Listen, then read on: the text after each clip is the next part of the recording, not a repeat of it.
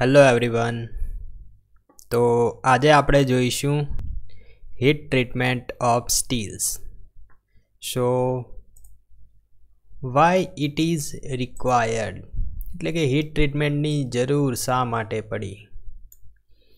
તો આપણને કુદરતમાં જે કોઈ પણ મટીરિયલ્સ મળે છે, જેમ કે લોખંડની જ વાત કરીએ તો લોખંડની જે પ્રોપર્ટીઝ હોય છે તે પ્રોપર્ટીઝના આધારે લોખંડને આપણે ડાયરેક્ટલી કારમાં અથવા આપણી ગાડીમાં અથવા ગમે ત્યાં પણ જ્યાં પણ એન્જિનિયરિંગ એપ્લિકેશન્સ હોય, જેમ કે આપણા ઘરોમાં, તો ત્યાં આપણે ડાયરેક્ટલી તેને વાપરી નહીં શકીએ.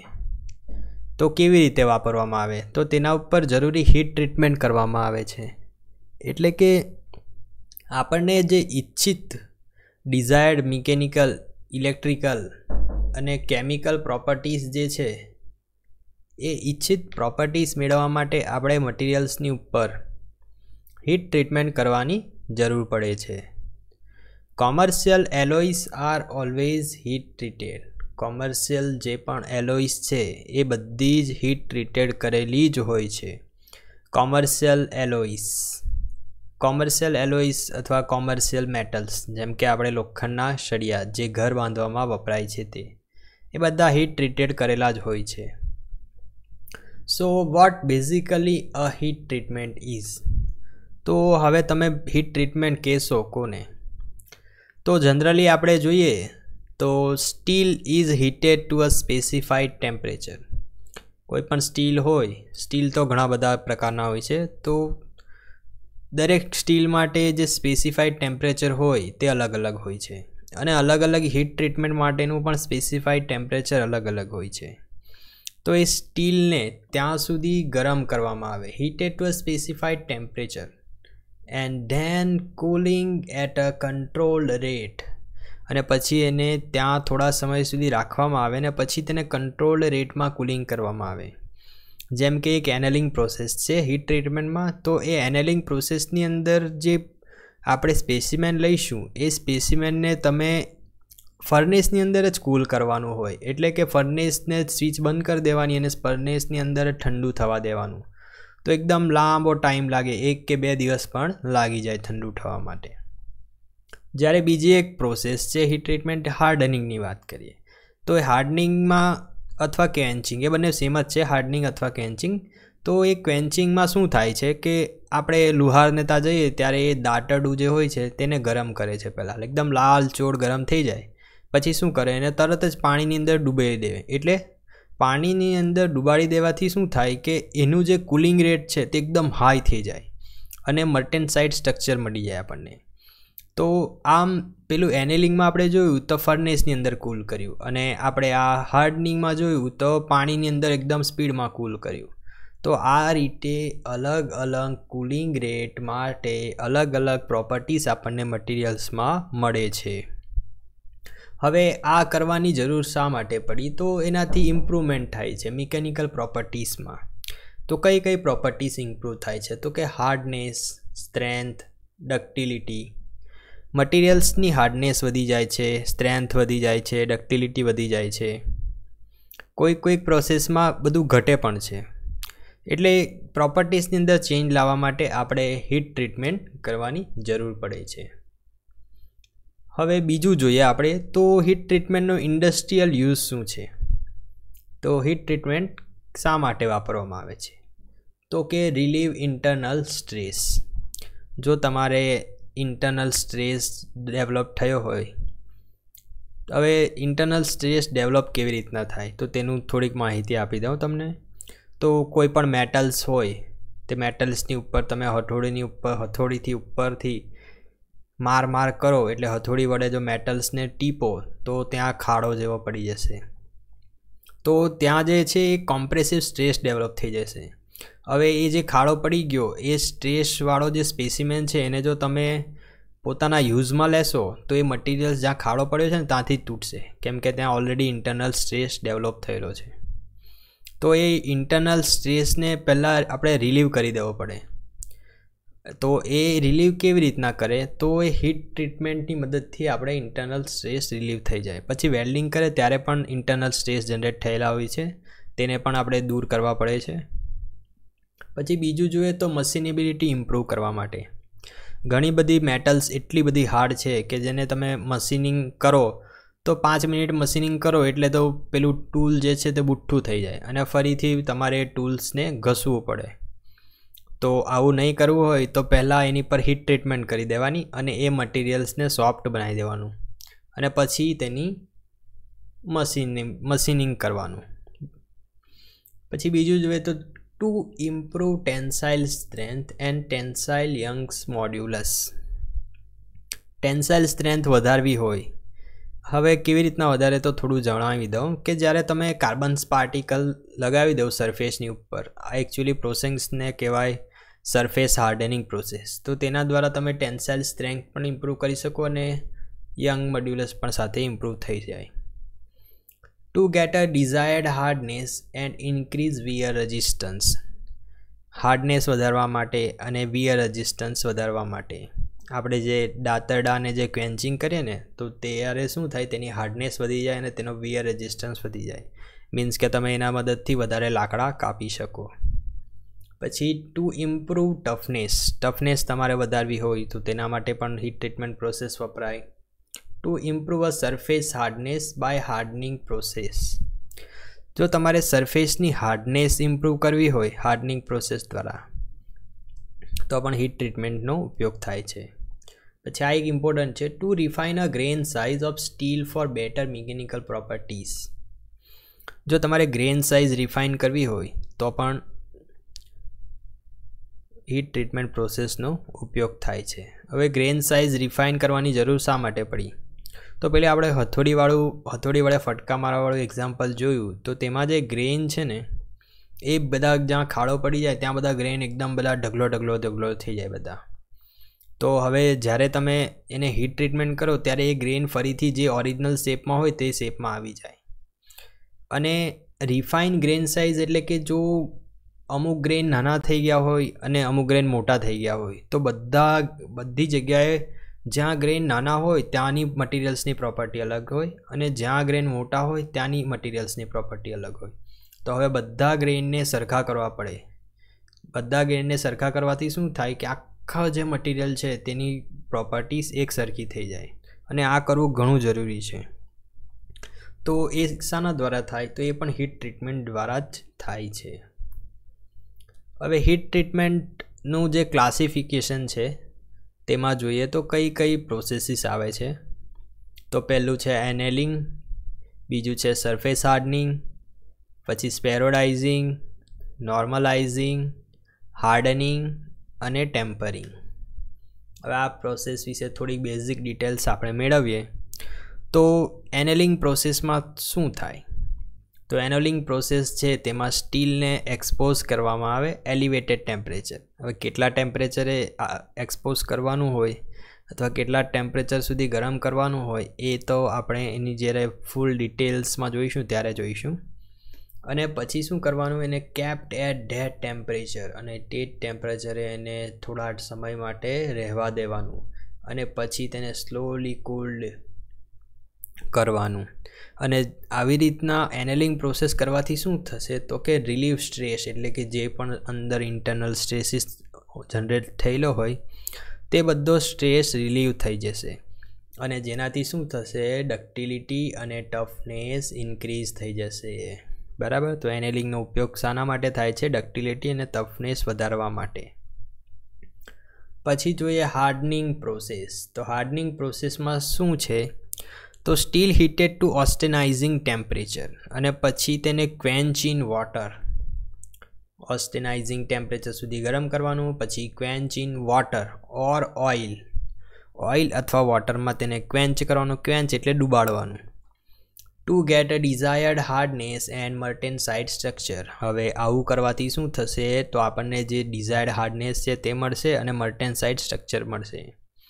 આજે પેલું દાંતરડું આપણે પાણીની અંદર ડૂબાડીએ ત્યારે આપણને મર્ટેનસાઇટ સ્ટ્રક્ચર મળે અને એકદમ હાર્ડ સરફેસ દાંતરડાની મળે. However at the same time steel become brittle. હવે આનો એક ગેરફાયદો પણ એ છે હાર્ડનિંગ પ્રોસેસનો કે સ્ટીલ જે છે તે બ્રિટલ બની જાય.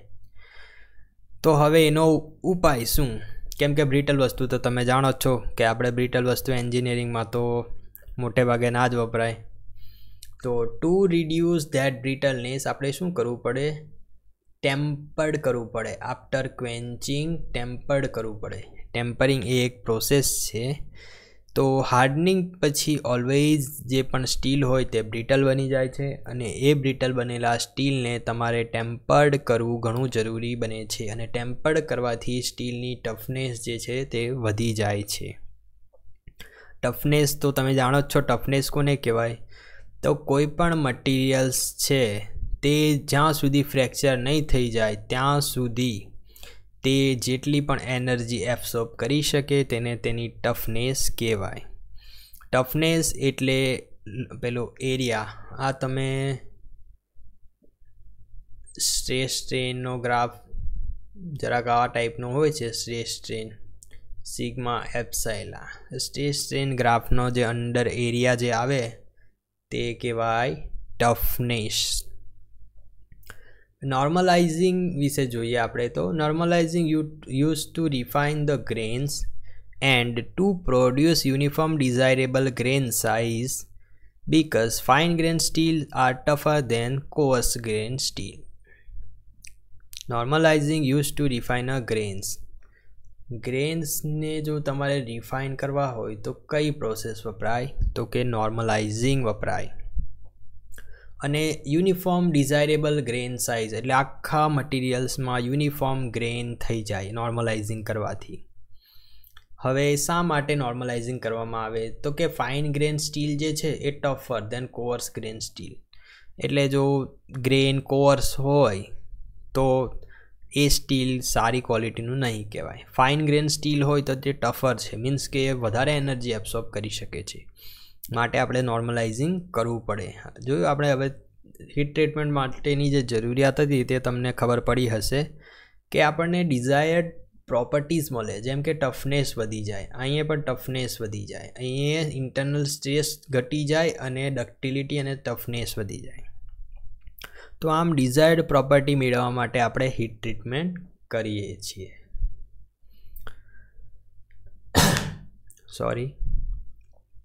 હવે નોર્મલાઇઝિંગ કેટલા ટેમ્પરેચરે કરવામાં આવે? તો normalising done at 55 to 85 degree centigrade above the upper critical temperature of steel.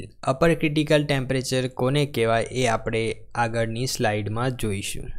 તો અત્યારે એટલું યાદ રાખો કે નોર્મલાઇઝિંગ જે કરવામાં આવે તે 55 to 85 degree centigrade above the upper critical temperature line. અને પછી તેને ત્યાં સફિશિયન્ટ ટાઈમ આપવામાં આવે, એટલે 3 થી 4 કલાક રાખવામાં આવે, જેથી શું થાય? Transform into austenite. એટલે જે કોઈ પણ સ્ટીલ છે કમ્પ્લીટલી ઓસ્ટેનાઇટમાં ટ્રાન્સફોર્મ થઈ જાય. ઓસ્ટેનાઇટ વાળો રિજિયન તો તમને આયર્ન કાર્બન ડાયાગ્રામમાં તમે જોયો જ હશે, બરાબર? નહીં જોયો હશે તો આગળની સ્લાઇડમાં બતાવીશ મેં. અને પછી કમ્પોનન્ટ ઇઝ કોલ્ડ અથવા કૂલ્ડ ઇન એર. હવે એનેલિંગમાં આપણે ફર્નેસની અંદર કૂલ કરીએ છીએ, જ્યારે નોર્મલાઇઝિંગમાં જે આપણી વાતાવરણની હવા હોય છે તે ખુલ્લા વાતાવરણમાં એને ઠંડુ કરવામાં આવે છે. Medium and high carbon steel with coarse pearlite are spheroidised. આ સ્પેરોડાઇઝિંગ જે છે એ પણ એક હીટ ટ્રીટમેન્ટ પ્રોસેસ છે. હવે મીડિયમ અને હાઈ કાર્બન સ્ટીલ જે છે એમાં કોર્સ પરલાઇટ હોય છે, તો તેને સ્પેરોડાઇઝિંગની મદદથી જ હીટ ટ્રીટમેન્ટ કરવામાં આવે છે. હવે એમાં શું કરવામાં આવે સ્પેરોડાઇઝિંગમાં? તો heating at a temperature below 700 degree centigrade. 700 degree સેન્ટીગ્રેડથી નીચેના તાપમાને તેને ગરમ કરવામાં આવે અને એ જે 700 ડિગ્રીથી નીચેનું જે ટેમ્પરેચર છે એને પરલાઇટ રિજિયન કહેવાય. અને ત્યાં 15 થી 25 કલાક સુધી તેને રાખવામાં આવે એટલા જ ટેમ્પરેચરે, જેથી શું થાય? જે સિમેન્ટાઇટ છે, આ જે મીડિયમ અને હાઈ કાર્બન સ્ટીલનું સિમેન્ટાઇટ, તે સ્પેરોઇડ પાર્ટિકલમાં કન્વર્ટ થઈ જશે અને એટલે જ એનું પ્રોસેસનું નામ સ્પેરોડાઇઝિંગ રાખવામાં આવ્યું છે. અને steel becomes soft and brittleness are removed. જેથી સ્ટીલ શું થશે? સોફ્ટ બનશે અને બ્રિટલનેસ રિમૂવ થશે. હવે સ્પેરોડાઇઝિંગ પ્રોસેસનો મેઇન ઉપયોગ જ એ છે કે જે એકદમ હાર્ડ મટીરિયલ છે. હવે મીડિયમ અને હાઈ કાર્બન સ્ટીલ તો એકદમ જ હાર્ડ હોય, તમને ખબર જ હશે, બહુ જ હાર્ડ હોય અને તેને મશીનિંગ કરવાનું ઘણું જ અઘરું પડે. તો તેથી તેને સોફ્ટ બનાવવા માટે અને તેની બ્રિટલનેસને રિમૂવ કરવા માટે આપણે સ્પેરોડાઇઝિંગ પ્રોસેસ કરવામાં આવે.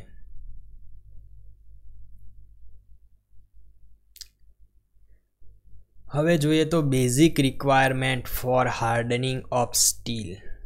હવે હાર્ડનિંગ જે પ્રોસેસ છે, બરાબર, હીટ ટ્રીટમેન્ટની જે હાર્ડનિંગ પ્રોસેસ છે એ પ્રોસેસમાં કરવા માટે બેઝિક રિક્વાયરમેન્ટ શું છે, મીન્સ કે સ્ટીલ કેવું હોવું જોઈએ અને બેઝિક રિક્વાયરમેન્ટ છે કેટલી. જેમ કે હાર્ડનિંગ કરવું હોય તો ઓસ્ટેનાઇઝિંગ ટેમ્પરેચર સુધી તો તમારે ગરમ કરવું જ પડશે, બરાબર.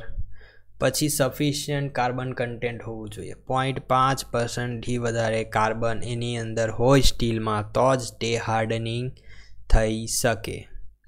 પછી રેપિડ ક્વેન્ચિંગ કરવાનું હોય અને રેપિડ ક્વેન્ચિંગ એ બહુ જ ઇમ્પોર્ટન્ટ છે હાર્ડનિંગ પ્રોસેસમાં. હવે કેટલીક વસ્તુ તમે ઓલરેડી જાણતા જ છો, પણ તો પણ અહીં મેં લખી છે કે એલોટ્રોપિક ફોર્મ્સ ઓફ આયર્ન. એલોટ્રોપિક ફોર્મ્સ એટલે શું કે અલગ અલગ ટેમ્પરેચરે આ જે લોખંડ જે છે તેનું ક્રિસ્ટલ સ્ટ્રક્ચર બદલાઈ જાય છે. જેમ કે એટ ધ રૂમ ટેમ્પરેચર એનું ક્રિસ્ટલ સ્ટ્રક્ચર હોય છે body centered cubic. At the room temperature જે એનું ક્રિસ્ટલ સ્ટ્રક્ચર હોય છે આયર્નનું, તેને આલ્ફા આયર્ન કહેવાય અને એનું ક્રિસ્ટલ સ્ટ્રક્ચર છે બોડી સેન્ટર ક્યુબિક. હવે જો આ જ તમે આલ્ફા આયર્નને 910થી 1400 સુધીના ટેમ્પરેચરે લઈ જાઓ તો ત્યારે તે બની જશે ગામા આયર્ન, અને ગામાને આપણે ઓસ્ટેનાઇટ પણ કહીએ છીએ, અને તેનું ક્રિસ્ટલ સ્ટ્રક્ચર ચેન્જ થઈ જશે ફેઝ સેન્ટર્ડ ક્યુબિકમાં. અને આ જ આયર્નને જ્યારે તમે 1400 ટુ 35 ટેમ્પરેચર સુધી લઈ જાઓ ત્યારે તે બની જશે ડેલ્ટા આયર્ન, અને એનું ક્રિસ્ટલ સ્ટ્રક્ચર ચેન્જ થઈ જશે BCC, બોડી સેન્ટર્ડ ક્યુબિક. હવે આ ફિગરની અંદર તમે જોઈ લો, આલ્ફા આયર્ન છે, ગેમા આયર્ન છે અને ડેલ્ટા આયર્ન છે. એક્ઝામની અંદર ક્વેશ્ચન્સ ડાયરેક્ટલી પૂછાય છે કે આલ્ફા આયર્નનું ક્રિસ્ટલ સ્ટ્રક્ચર શું છે, તો બોડી સેન્ટર્ડ ક્યુબિક.